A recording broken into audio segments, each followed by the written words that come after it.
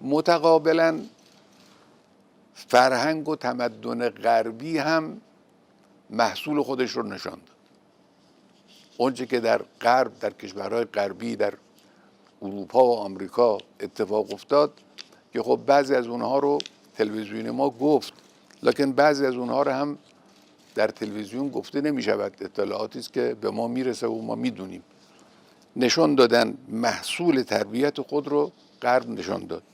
این که یک دولتی ماست که متعلق به یک دولت دیگر رو، دستکش متعلق به یک دولت دیگر رو سر راه مصادره کنه و به طرف خودش ببره، که این اتفاق در مورد چند دولت در اروپا و در آمریکا اتفاق افتاد.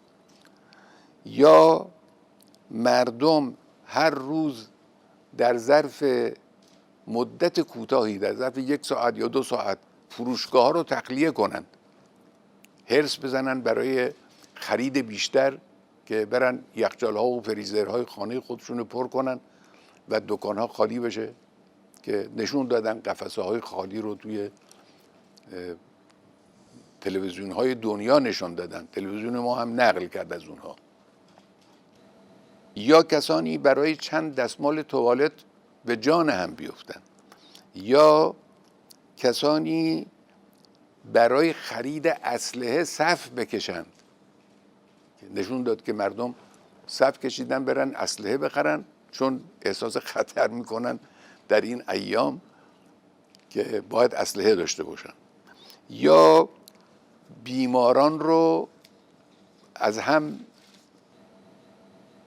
فاصله بگذار، اولویت برای بیمارها قائل بشن. بیمار پیر رو معالجه نکنه، میگه بیمار پیر و از کار افتاده و دچار مشکلات اساسی، این لزومی نداره ما زحمت بکشیم با این محدودیت اینا معالجه کنیم.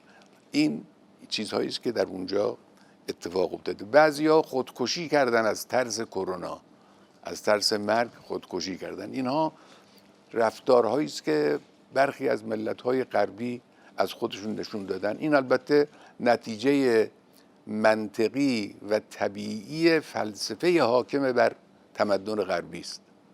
فلسفه فردگرایی، فلسفه مادیگری، فلسفه های غالباً بیخدایی که اگر اعتقادی هم به خدا هست، اون اعتقاد توحیدی صحیح عمیق معرفت‌زا نیست. این هم این مسئله است. یک بعد که من اینجا این رو هم عرض بکنم، یکی از سناتورهای غربی همین چند روز گفته بود که غرب وحشی زنده شده. این حرف اوناست.